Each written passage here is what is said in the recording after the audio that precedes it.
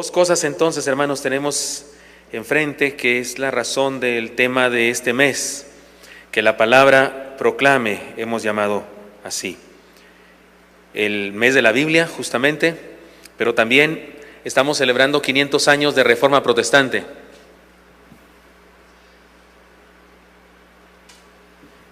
Esto es algo muy importante. Dice así, 2 Timoteo 4, 1 al 2. No sé si va a poder estar en la pantalla. Debo decirles que yo por la madrugada transformé mi sermón y creo que el PowerPoint que estaba hecho no coincide con todo lo que voy a usar ahora, pero ahí me van a ir siguiendo las hermanas hasta donde puedan. Dice la palabra del Señor: te encarezco delante de Dios y del Señor Jesucristo, que juzgará a los vivos y a los muertos en su manifestación y en su reino, que prediques la palabra, que instes a tiempo y fuera de tiempo, redarguye, reprende, exhorta con toda paciencia y doctrina.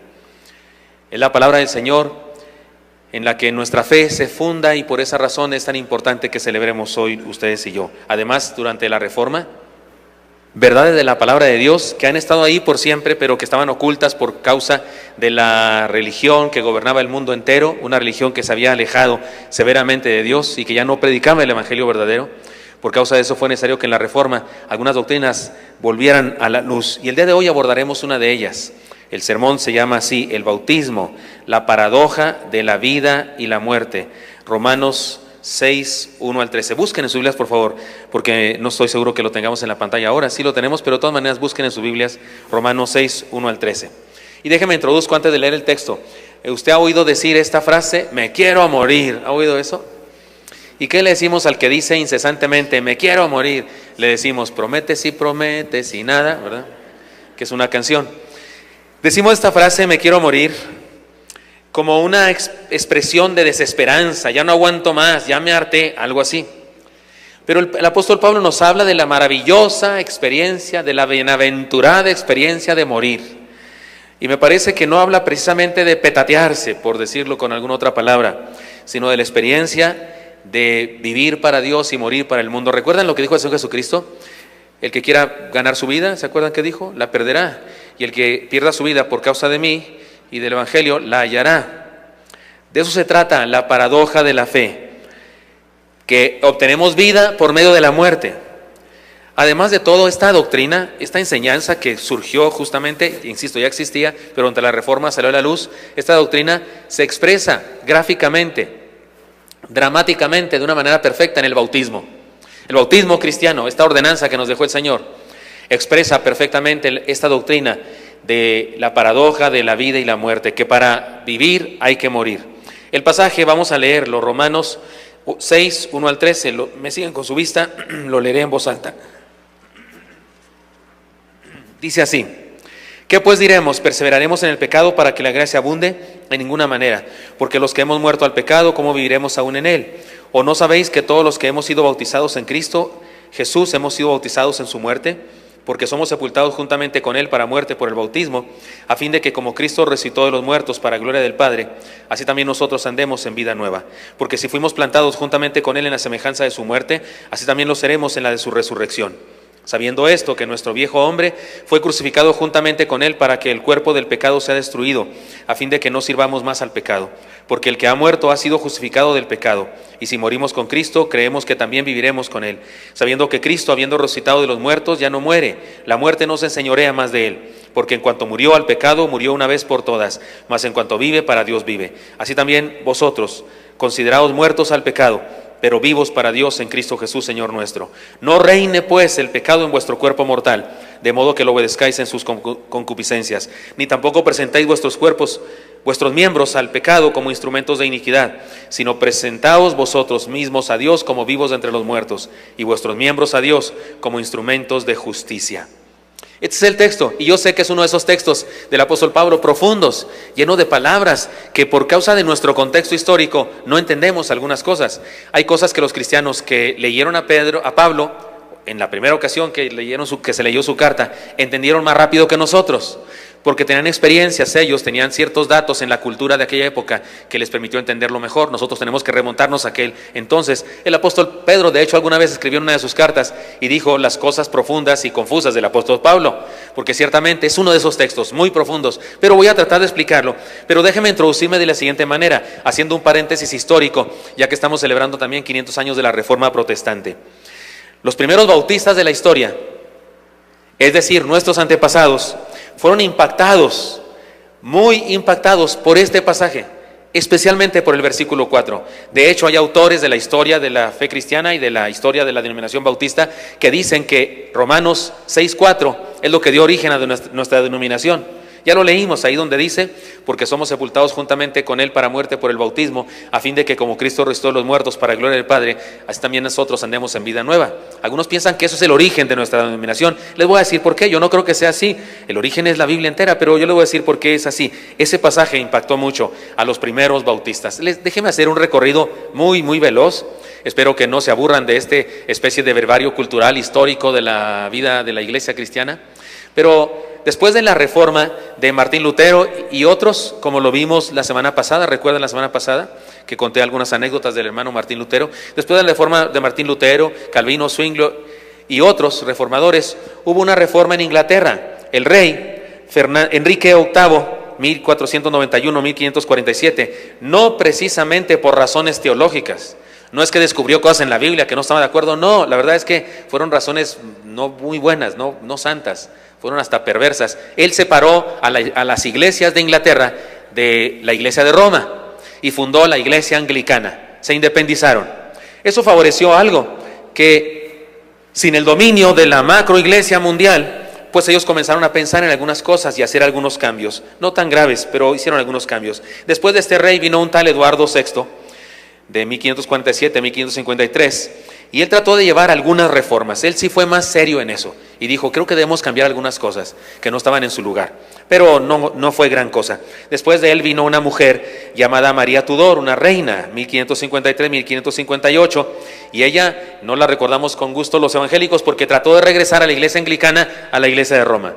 Ella era, digámoslo así, muy católica y quería regresar a todos. Pero después de ella vino Isabel I, esta es famosa, se han hecho películas de ella por donde quiera, usted la ha visto en películas y demás. Ella, se le llama a ella, su filosofía o su punto de vista, la vía media. Ella trató de conciliar los extremos y dijo, pues cada quien puede creer lo que sea y me voy a llevar bien con los españoles, porque para no tener problemas con ellos, que eran católicos, y también me voy a llevar bien con los otros, los países reformados, y entonces trató de llevar así las paces con todos. Esto favoreció mucho porque algunos reformadores o intentos de reformadores habían sido perseguidos en las épocas anteriores. Habían huido de Inglaterra al continente, usted sabe que Inglaterra es una islota enorme. Habían huido de la isla de Inglaterra al continente y estos regresaron con ideas frescas. Regresaron porque ya se habían mezclado con otros reformadores y la cosa se empezó a poner sabrosa porque empezaron a descubrir cosas que debían cambiar. Y en eso surgen, en este momento, en estas condiciones, surgen dos grupos muy interesantes. Uno se llaman los puritanos. ¿Quiénes son estos? Ellos quieren purificar la iglesia anglicana. Dicen, la iglesia anglicana está mal, hay que purificarla, hay esperanzas. Podemos cambiar algunas cosas, pero surge otro grupo radical, de esos venimos nosotros, vaya enterándose. Se llaman los separatistas, sectarios las llamadas también. Ellos decían, no, la iglesia anglicana no tiene remedio, está podrida, es una iglesia apóstata, no podemos, de una fuente de agua amarga no puede salir agua dulce, tenemos que formar una nueva iglesia. Y se separaron por completo de la iglesia anglicana y comenzaron a formar comunidades. No estaban de acuerdo con la idea de que hubiera una macroiglesia mundial gobernada por un individuo, un mortal, un hombre. Ellos decían, no, cada iglesia la dirige Cristo, cada comunidad la dirige Cristo. Ya se van pareciendo a nosotros más o menos, ¿verdad? Porque así creemos nosotros. Pero no eran bautistas todavía en ese sentido. Le llamaban separatistas. Y esos grupos surgían iglesias en diferentes lugares, poquitas. ¿Y sabe qué es lo que pasaba? Que todo el mundo los perseguía. Los perseguía la iglesia anglicana porque habían salido, los perseguía la iglesia católica porque de la iglesia católica había salido la iglesia anglicana. ¿Y qué cree? Aún algunos calvinistas y aún algunos zwinglianos los perseguían. O sea, aún algunos de esos reformadores anteriores perseguían a estos porque eran radicales. De hecho, así se llama esta reforma, se llama la reforma radical. Digamos que eran bravos, eran apasionados. Su intención, su meta, su ideal, decían ellos, es regresar a la Biblia tal cual. Opinaban que algunos de los reformadores anteriores habían hecho cosas buenas, pero se habían quedado a la mitad. No habían llegado al mismo Nuevo Testamento. Y ellos querían llegar a la expresión más clara de la fe de acuerdo con el Nuevo Testamento. Y estaban luchando por eso. Fueron apodados bautistas porque opinaban que un niño no debía ser bautizado sino cuando fuera adulto. Y entonces si bautizaban a un adulto, decían, estos les encanta bautizar pues a la gente 2 veces. Y por eso recibieron ese apodo. Y había 2 clases de ellos. Algunos, no que se llamaran así, no que en su templo, no hacían templos, se reunían en casas, no que pusieran afuera, iglesia bautista, no, ni siquiera el nombre figuraba. Pero a través de la historia se les ha llamado así por esta práctica de rebautizar, según ellos, aunque no es rebautismo, a las personas que habían sido bautizadas, que no es bautismo, cuando eran niños. Y surgieron entonces 2 grupos que se llaman bautistas particulares. ¿Por qué particulares? Porque ellos creían que Cristo solo había muerto por los escogidos. Opinaban, no murió por todo el mundo, no, solo murió por los escogidos. Digamos que tenían tintes calvinistas. Pero había otro grupo, los bautistas generales. Es sencillo entender por qué, porque pensaban que Cristo murió por todos. Murió por todos los seres humanos. Espero que usted y yo seamos de esos. Creemos que Cristo murió por todos y que cada ser humano tiene la opción de creer o no creer. Muy bien, tenían algunas características en común estos grupos. Insisto, no se llamaban bautistas, no les llamaban bautistas sino como un desprecio en algunas ocasiones, sino que los llamamos así, digamos, al estudiar nuestra historia.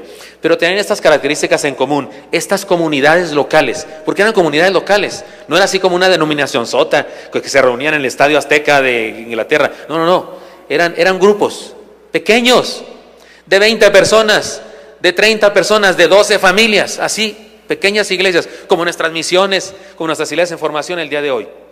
Y estos grupos, estas dos clases de bautistas, generales y particulares, tenían esto en común: deseaban una reforma radical, es decir, estaban insatisfechos por las reformas a medias de otros grupos, como los luteranos, calvinistas, menonitas. Usted piensa en menonitas y piensa en un güerito con un pantalón de pechera vendiendo queso y galletas, ¿verdad?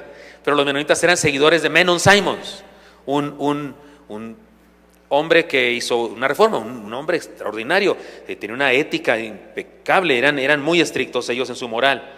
Los anglicanos, estos estaban insatisfechos con las reformas de ellos y quieren regresar al mero Nuevo Testamento.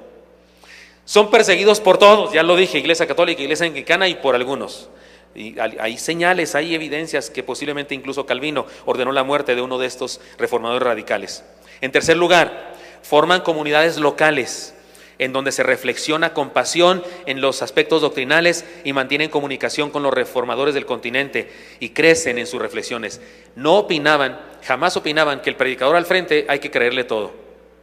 Estaban de acuerdo que había que discutir. En ocasiones en privado le decían, oiga pastor, y esto que dijo y esto aquello. Y el pastor se reunía con un grupo de personas y discutían y analizaban la palabra, porque reconocían que aún no habían llegado a establecer una iglesia con doctrinas tal cual el Nuevo Testamento. Reconocían que algo faltaba y seguían en investigación apasionada. De hecho, existe en la historia narración de momentos de apasionada discusión, respetuosa pero apasionada discusión.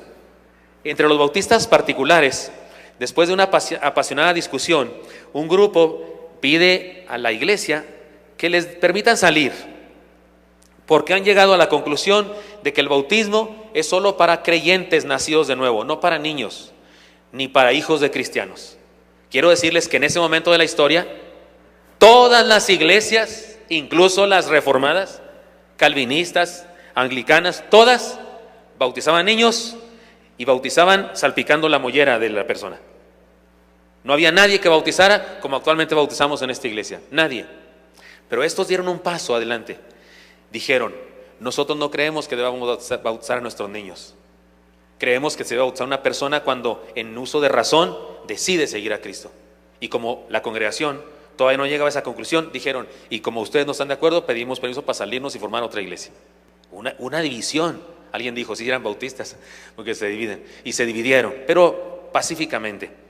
Y comenzaron a estudiar, ¿qué hacemos? ¿Cómo le hacemos? ¿Cómo será esto? Entre los bautistas generales, los del otro lado que les dije, tengo muchos nombres, en el documento que se van a llevar a su casa está lleno de nombres y más fechas. Aquí no lo estoy mencionando porque ni se los va a acordar, pero sí lo tengo que decir. Juan Smith, él se va de Inglaterra al continente, se junta con los menonitas o los seguidores de Menon Simons, aprende algunas cosas y se convence de que él no está bautizado bíblicamente, porque él fue bautizado cuando era niño y dice: ese no es bautismo, yo no creía en Cristo cuando fui bautizado, no estoy bautizado bíblicamente, quiero estar bautizado bíblicamente. Pero no quería que lo bautizaran los menonitas porque él no creía exactamente como ellos. ¿Y qué hizo? Se autobautizó. De verdad, se le llama el autobautista. Pudo haber sido nuestro fundador de la denominación, pero no sucedió. Le voy a decir por qué. Pero siempre me da risa porque me imagino preguntándose a sí mismo. No era así, pero fulano, Juan Smith, ¿has creído en Jesucristo? ¿Me repite la pregunta? Se autobautizó. Pero se bautizó por efusión, no por inmersión. O sea, se echó una cacerola de agua en la cabeza. No fue por inmersión como nosotros. Por eso no puede ser nuestro fundador. Y además se desdijo, se retractó de su bautismo y finalmente sí siguió a Menon Simons.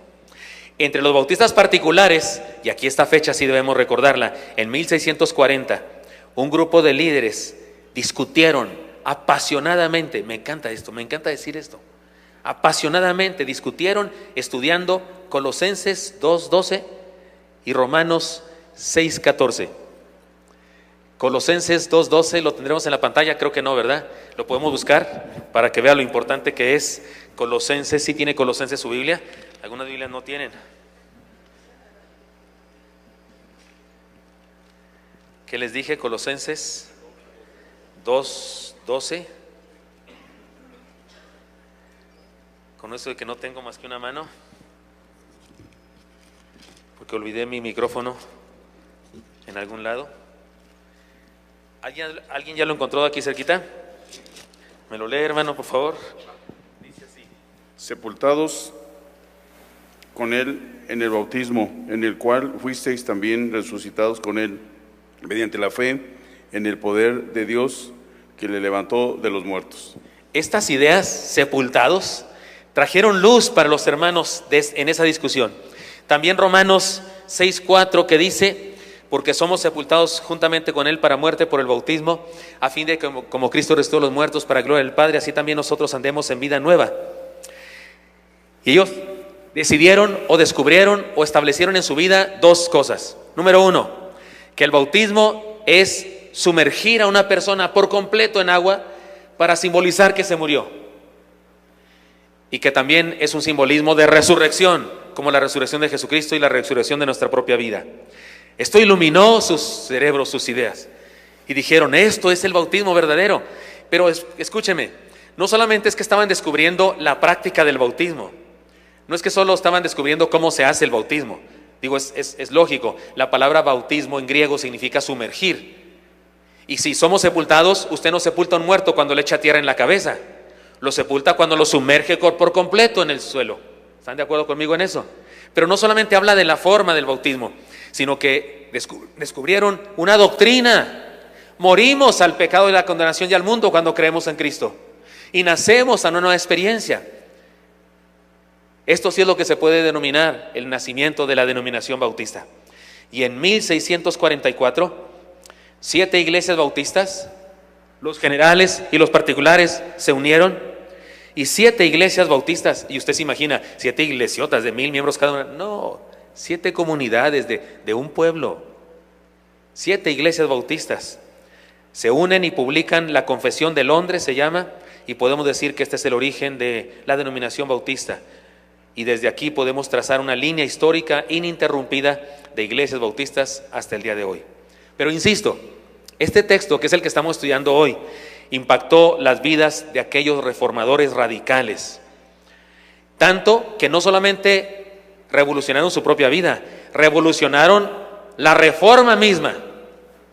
La reforma, que ya tenía varios años, este fenómeno que se inicia extraordinariamente con Martín Lutero y otros, este mismo fenómeno sufrió una reforma en sí mismo. Hasta ese momento nadie bautizaba bíblicamente. Siguen bautizando niños, se van bautizando como el día de hoy lo hacen muchas iglesias, por efusión o por aspersión.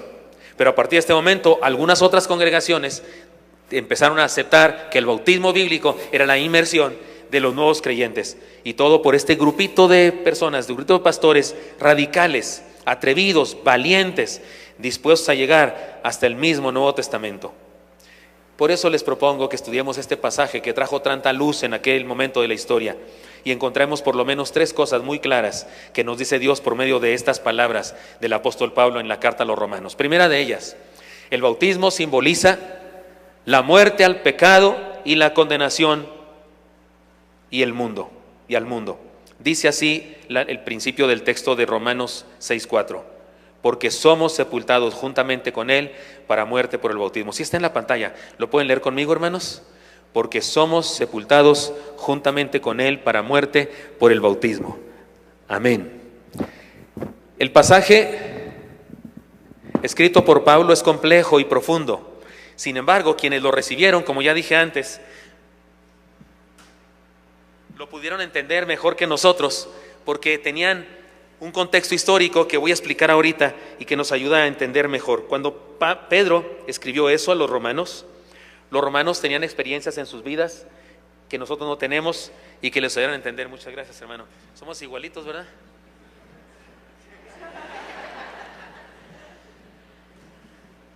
Y entonces, ¿no estoy prendido? Bueno, sí. Así que déjenme ponerles en el contexto. Los judíos bautizaban.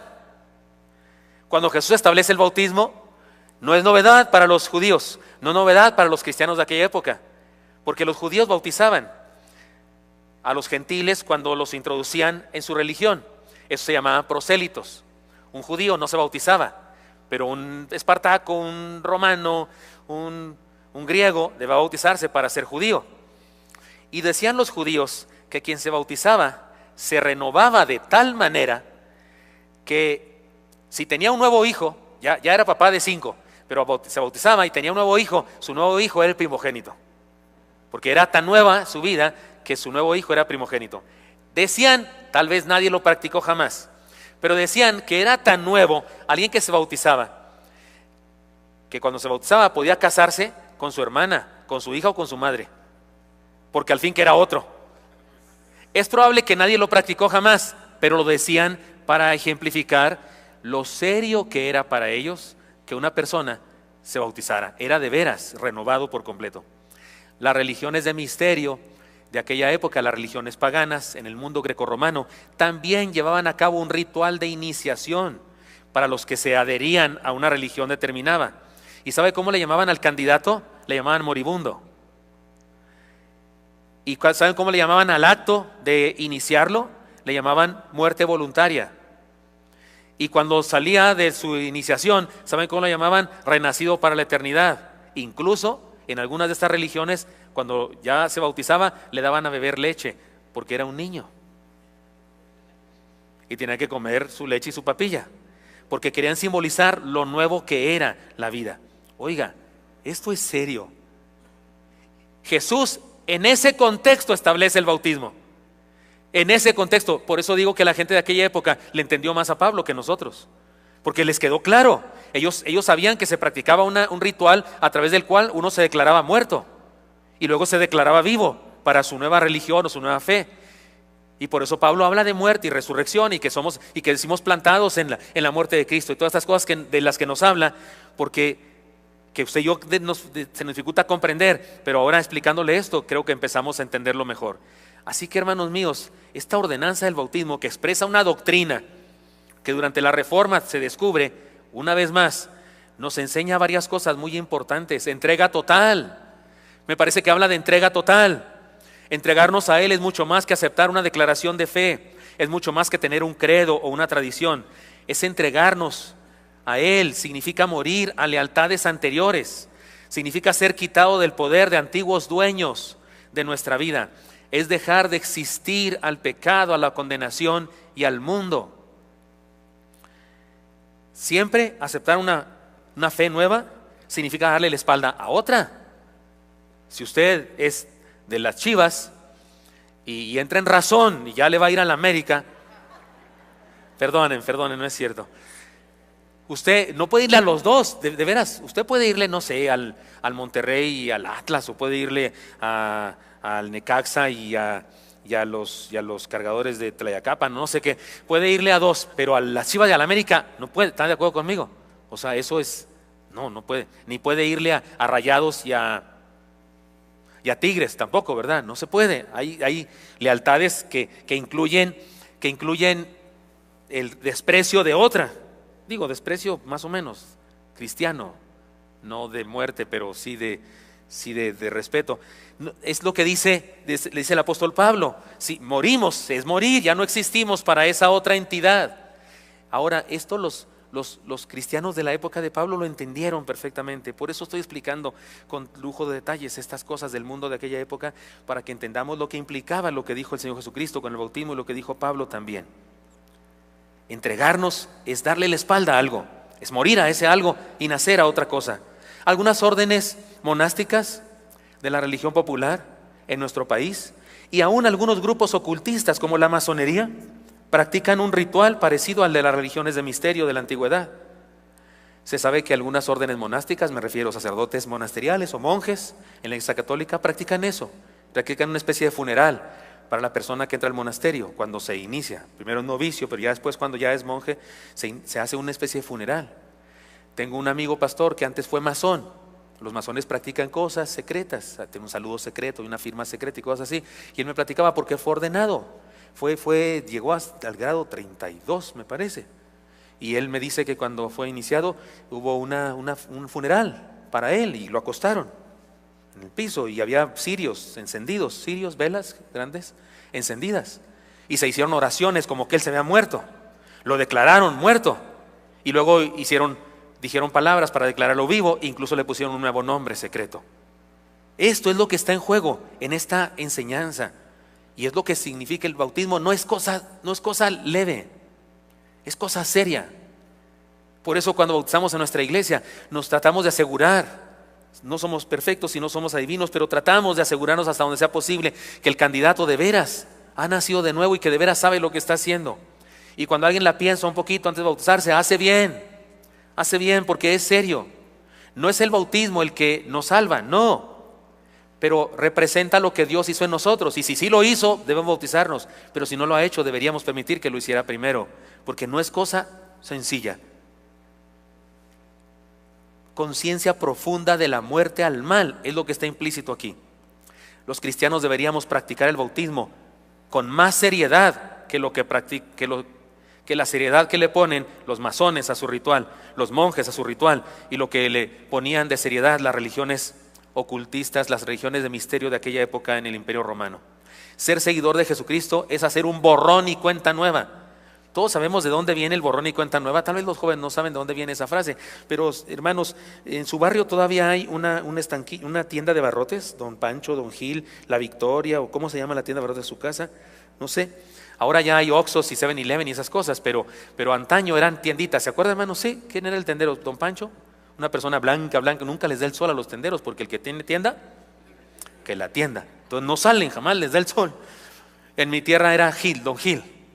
Se llamaba como yo, pero él se llama Gildardo. Yo Gilberto, por lo menos tan gacho, creo yo. Pero era Don Gildardo.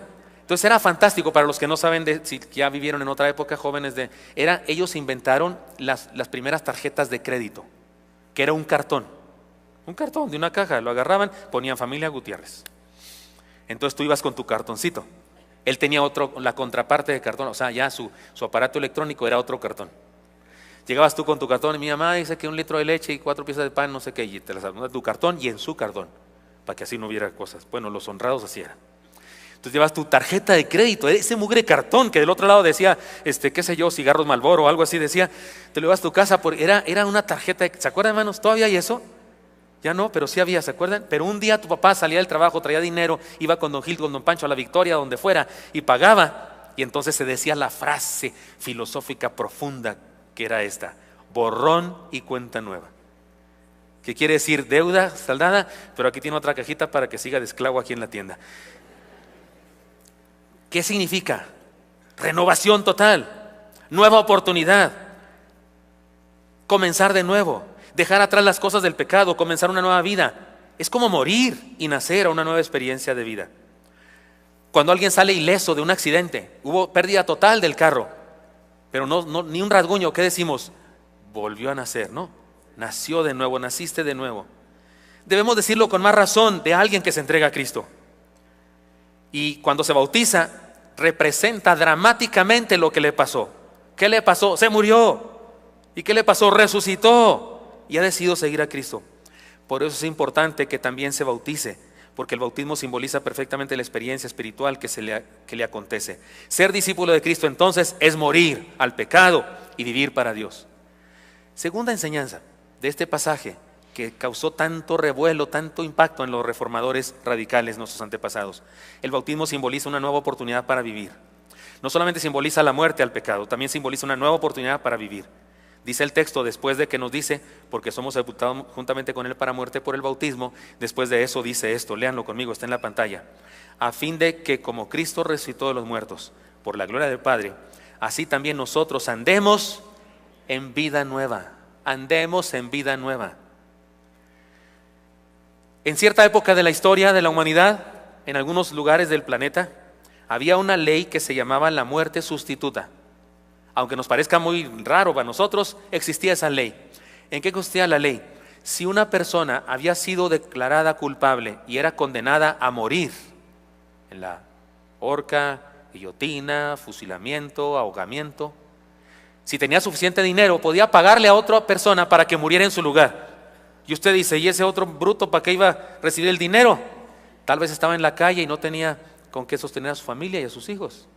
Y tal vez quería hacer por lo menos una cosa útil por ellos, dar su vida y dejarlos ricos. Y había personas que hacían eso, que ocupaban el lugar del condenado a muerte para recibir una gran suma de dinero por a su familia. Es como el seguro de vida, más o menos. Es lo mismo, ¿no? El seguro, yo no sé por qué se llama seguro de vida, te lo dan cuando te mueres. ¿No es cierto? Una la nota, pero cuando te mueres, debería ser seguro de muerte, ¿no? Y ni siquiera ya tienes tu seguro de vida, mi seguro no. Mi seguro de vida sería el seguro de vida de mi esposa, ¿no? Pero mi seguro de vida no es mi seguro, es el seguro de vida de ella. Porque si me petateo, la bendecida es con dinero, nada más bendecida. Lo más no está bendecida porque me le fui. Pero bueno, era el asunto. Y personas sabía que hacían eso.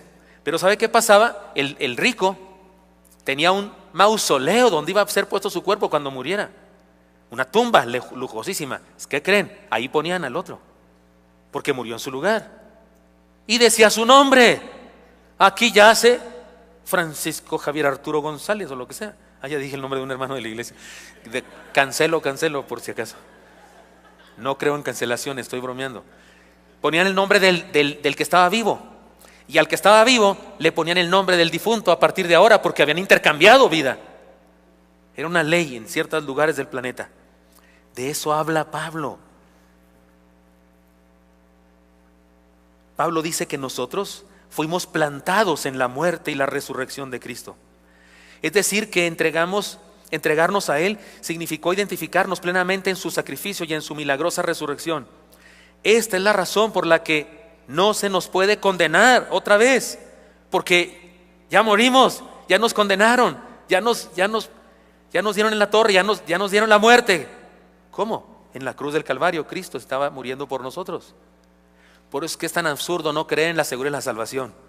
Por eso es tan absurda la doctrina de la caída de la gracia, que dice que después de ser cristiano puedes perderte. ¿Cómo? Si ya murió por mí, ya no existo para el pecado, para la condenación y al mundo. Ya no figuro entre los condenados, porque ya fui condenado en Cristo. Mi pecado murió. Por eso una vez salvo, siempre salvo. Sí, ya sé, para los que piensan que qué chiste, que después la vida, ahorita les explico porque la doctrina sigue siendo más extensa y dice algunas otras cosas. Pablo dice que nuestro viejo hombre, nuestra naturaleza pecaminosa, fue crucificado juntamente con Cristo. Así que ser cristiano, hermano mío, es mucho más que venir a una iglesia y tener algunas ideas religiosas en la cabeza. Ser cristiano es mucho más que haber nacido en un hogar de cristianos. Ser cristiano es haber muerto al pecado y nacer a una nueva, diferente vida. Nuestro viejo hombre, nuestra naturaleza pecaminosa, es decir, fue crucificado juntamente con Cristo. Cuando la Biblia habla del viejo hombre, no se refiere al ancianito de ahí, vecino de la casa. Se refiere a nuestra naturaleza pecaminosa que ha muerto. Es importantísimo Si nuestro pasado fue crucificado con Cristo, que ahí lo dejemos crucificado con Cristo. Y si lo bajamos, que sea para sepultarlo, no para volverlo a vivir. Supe de una persona que tenía problemas de alcoholismo y le recomendaron una terapia de espejo. Entonces iba al espejo y le decía al del espejo: tú, te ordeno, ni una copa más, no tomes más. Se decía a sí mismo, no al del espejo. Le funcionó un rato, hasta que consiguió una toalla y tapaba el espejo y se ponía hasta atrás. No bajes al viejo hombre de la cruz. Fue crucificado. Que se sepulte donde fue sepultado Cristo. Y este no va a resucitar. Cristo sí, porque resucita una nueva naturaleza en nosotros. Así como morimos en Cristo, hemos sido resucitados con Él para vivir para Dios. Facundo Cabral, que decía que era cristiano, amigo de la hermana Ada, que viene aquí en el culto de las 12, cantautor argentino, tuvo un problema muy serio de cáncer en sus ojos. Y después de salir victorioso en un sinnúmero de operaciones y tratamientos, dijo alguna vez: el cáncer no me quita la vida, si acaso me despierta. Me gusta la idea. Es verdad, la conciencia de la cercanía de la muerte nos insta a vivir. Que la conciencia de nuestra propia muerte en Cristo y de nuestra resurrección en Él nos motiva a vivir con más intensidad para Él. Sé que queda pendiente algo más aquí. He dicho que el bautismo representa la muerte, al pecado, a la condenación y al mundo. Pero el bautismo representa también, dijimos, una nueva oportunidad para vivir. Pero sé que nos queda pendiente en la mente cómo es eso y mi vida y mi comportamiento. Ahí les voy, mire lo que dice la palabra también. En este texto que conmocionó al cristianismo, a la reforma cristiana de siglos atrás. Déjenme decirles cosas más que dice este pasaje. El bautismo simboliza la realidad de una vida transformada. Este es el meollo. El bautismo también simboliza la realidad de una vida transformada. No reine pues el pecado en vuestro cuerpo mortal. Esta frase es poderosa, importantísima. No reine pues el pecado en vuestro cuerpo mortal, de modo que lo obedezcáis en sus concupiscencias, ni tampoco presentéis vuestros miembros al pecado como instrumentos de iniquidad, sino presentaos vosotros mismos a Dios como vivos entre los muertos, y vuestros miembros a Dios como instrumentos de justicia. Hay algo importante que entender de este discurso paulino, que es, yo sé que para nuestra cultura es confuso, es muy profundo, pero estoy haciendo un esfuerzo por explicarlo. No se trata de un ritual mágico, por medio del cual se opera un cambio sustancial en nuestro ser, como creen algunos. A algunas personas les encanta ir a que le oren por ellos, les unjan con aceite y declaren cosas. Creen que es magia y que se van a levantar santos. Se van a levantar y andar así 20 minutos del suelo, 20 centímetros del suelo despegados, aureola en la cabeza, alas en la espalda. Porque oraba, porque alguien declaró sanidad sobre tu vida, pecado, fuera de aquí. Hay gente que, los enchilados, ¿se acuerdan que declaramos? No sé por qué están enchilados, no sé. Les enchila la oración, o no sé por qué algunos creen que por su faramaya y por su escándalo ya sucede un milagro. No es cuestión de eso. No hay, en la Biblia no hay ni siquiera ejemplo de espectáculos de ese tipo. Hay cosas sencillas, como es sencillo el cristianismo. Tiene que ver con lo siguiente: el bautismo al que Pablo hace referencia es el símbolo de sumergir a alguien en agua para testimonio público de su fe en Jesús. Pero el agua no es más que agua, y el candidato sigue siendo un hombre, un pecador después del acto, pero con un compromiso adquirido voluntariamente, que le pone en dirección correcta de la vida.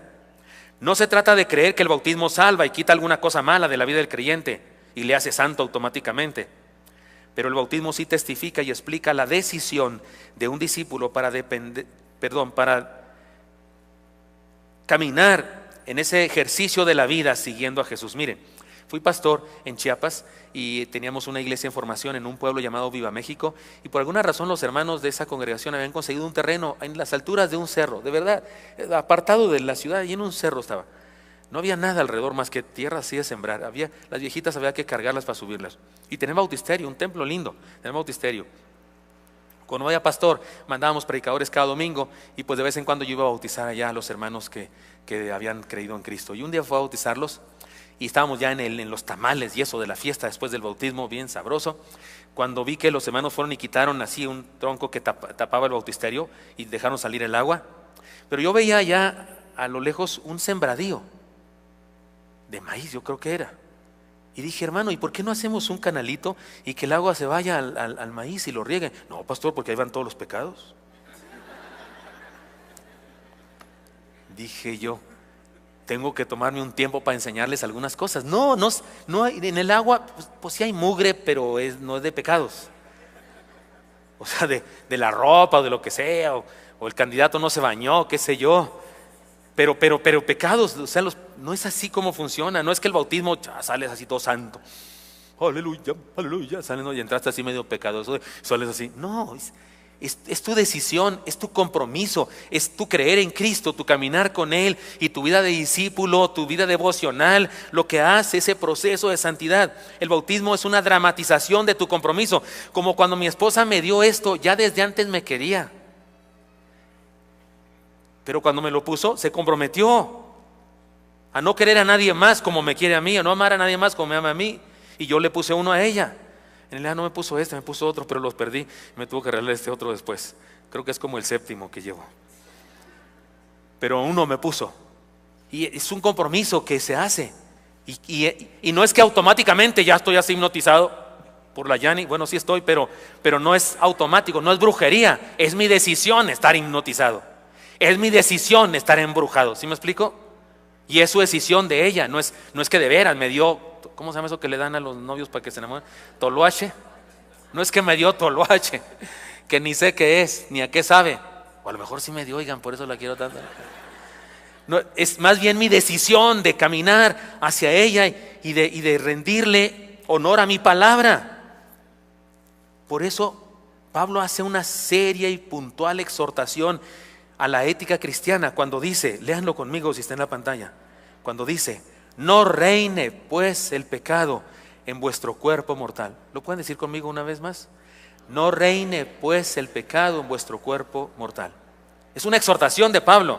Si fuera automático, ¿para qué nos dice? Si, pues ya que no viste que me bauticé, Pablo, ya. No, él sabe que bautizado o no, yo debo decidir y dar los pasos para que esto sea así.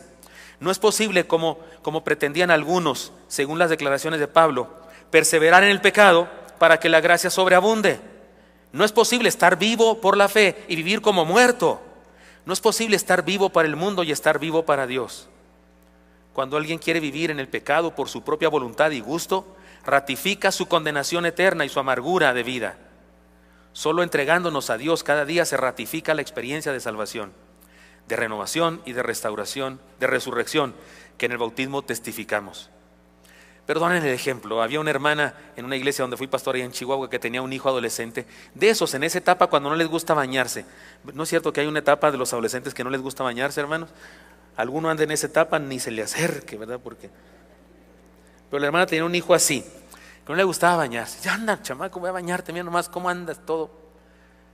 Pareces burro mostrenco, esa frase de Chihuahua que se dice. Y un día el chamaco, había fiesta en la iglesia, no me acuerdo si aniversario o qué había. Y le dice, mira nomás cómo andas, ve a bañarte y cámbiate. Y regresó el chamaco, muy pronto para mi gusto. Relamido así. Parecía que una vaca le había lamido. Y la mamá dice, acércate. Y lo huele cochino, nomás te cambiaste pero no te bañaste, vaya a bañarse. Perdonen el ejemplo. Pero hay cristianos que se visten de cristianos, se relamen el copete, pero huelen a muerto, porque no es un vivo para Dios, no ha resucitado, solamente aparenta, pero no ha resucitado. De eso habla Pablo aquí, no reine pues el pecado en vuestro cuerpo mortal. Solo entregándonos a Dios cada día se ratifica la experiencia de salvación, de renovación y de resurrección que el bautismo testificamos. Pablo nos exhorta a no usar nuestro cuerpo para lo malo y dejar que Dios lo use como instrumento de justicia. Muramos cada día al pecado y vivamos cada día para Dios. Así que déjeme decir esto que es muy serio. Hemos aprendido 3 cosas del pasaje bíblico que impactó a los reformadores radicales del siglo XVII. La reforma ya ha comenzado del 16, pero esto sucede en el siglo XVII, cuando estos antepasados nuestros llevan a cabo esta reforma, que aún la misma reforma reformó, y descubrieron que el bautismo simboliza la realidad de una vida transformada.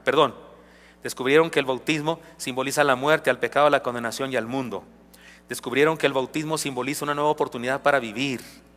y descubrieron que el bautismo simboliza la realidad de una vida transformada, cambiada, regenerada. Fue la palabra que usaron ellos. Así que tenemos un desafío aquí nosotros, hermanos míos.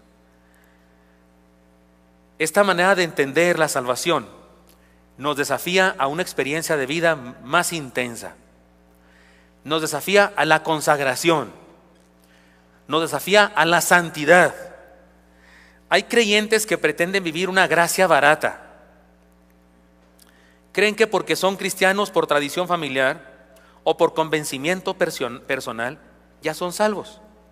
Y Dios tiene la obligación de perdonar todas sus fechorías y salvarles de cualquier modo. Al fin que el pastor insiste que la salvación es para siempre. Al fin que el pastor dice que la salvación no se pierde, pues yo soy salvo.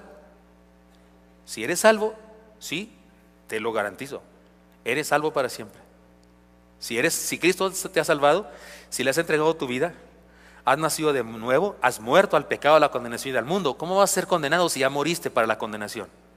¿Cómo vas a ir al infierno si ya moriste para el infierno? No existes para el infierno. Eres salvo para siempre. Si has creído en Jesucristo y Él te ha salvado, has muerto al pecado, a la condenación y al mundo. Y has renacido a una nueva vida. Insisto en esa doctrina. Pero déjame decirte, pero si así es, se te nota. Hueles a vivo, no a muerto. Y vives como vivo. ¿Y cómo? ¿Qué señales habrá de eso?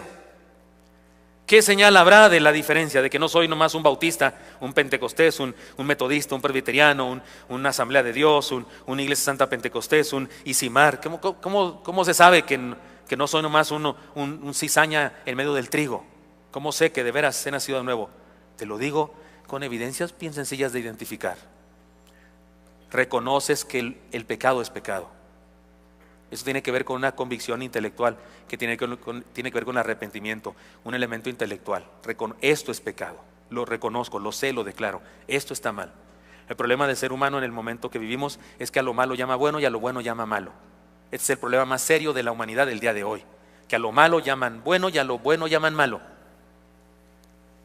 Reconocemos el pecado, es evidencia de salvación. 2, aborrecemos el pecado.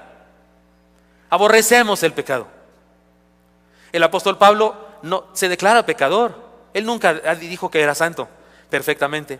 Él nunca dijo que él no pecaba. Al contrario, él dijo que él pecaba. Dijo, lo que no quiero hacer, eso hago. Y lo que quiero hacer, no lo hago. Porque he descubierto que hay una ley en mí que me inclina hacia el pecado. Él reconoce eso. Sin embargo, aborrece el pecado.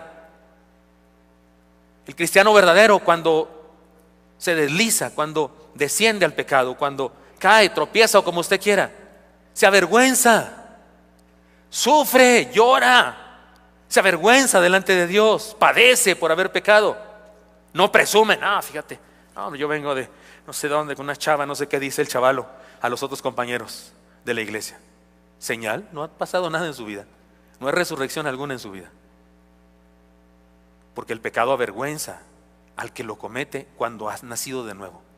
Porque no le es natural. Como no le es natural a una niña, a un niño, llenarse de lodo. Y de repente, a lo mejor está jugando un rato, pero después de un rato, ay, mamá, no me puedo mover. Porque no es su naturaleza. Él le gusta estar en su cuna con sus juguetes. Así el cristiano aborrece el pecado. En tercer lugar, decide vivir a la manera de Dios. Pudiera ser que no lo logra al 100%, porque estando en este mundo de pecado y siendo pecado todavía, de repente cae otra vez. Pero aborrece eso y decide no más. No hace planes para ir hacia el pecado. No hace todo un proyecto y toda una logística de cómo va a ir a hacerle para cometer pecado. Esa es la gran diferencia. Y en cuarto lugar, lucha apasionadamente por crecer y ser santificado cada día. Como aborrece el pecado y cada vez que tropieza se siente avergonzado, entonces lucha por capacitarse, por aprender más de Dios, por estar más en contacto con Dios, leer la Biblia, tener vida devocional, asistir al instituto, tomar membresía, venir y ver Camino de Emaús. Estoy hablando claro, estoy promoviendo el instituto bíblico de nuestra iglesia. Pero hay cristianos que quieren vivir una gracia barata. Creen que porque aquí se enseña la doctrina de la perseverancia de los santos, ya pueden hacer de su vida lo que quiera. Y sí pueden hacer de su vida lo que quiera. Pero si son nacidos de nuevo, entonces lo que quieren es glorificar a Dios. Porque uno que de veras ha nacido de nuevo, ese es el anhelo que le mueve en su corazón. Qué triste vida la que tienen algunos entonces, que no han muerto al pecado, a la condenación y al mundo, y no han resucitado para vida. Como el chamaco ese relamido. Parecen muy relamidos, pero huelen a muerto. Hay una mejor manera y más alta manera de vivir: morir al pecado y nacer para Cristo. Hay que resucitar a esa nueva naturaleza y hay que practicar cada día la fe, que no es una doctrina sino una vivencia, que incluye, insisto, reconocer lo que es pecado, aborrecer el pecado, decidir vivir a la manera de Dios y luchar apasionadamente por crecer y santificarnos cada día. Esto es un asunto grave entonces, porque existen creyentes que pueden estar en serio peligro de condenación creyendo que son cristianos. Pueden estar viviendo en un serio peligro de condenación creyendo que son cristianos. ¿Sabe que por eso Jesús dijo a los fariseos y escribas de su época, les dijo que las rameras y los publicanos le llevaban ventaja en el reino de los cielos? Yo digo, ¿cómo es eso? ¿Cómo va a ser eso? Por Dios, una mujer que practica la prostitución, una persona deliberadamente que se manifiesta en contra de Dios, ¿cómo puede ir en ventaja de un religioso? Pues que se trata de limitar, si por legalismo con lo que sea, pero trata de vivir una vida moral. ¿Cómo va a tener ventaja? Jesús dijo que tenía ventaja. ¿Sabe por qué? Porque por lo menos sabe que está mal. Porque las rameras y los publicanos por lo menos sabían que estaban mal, ya es la ventaja. Pero estos religiosos se creen salvos.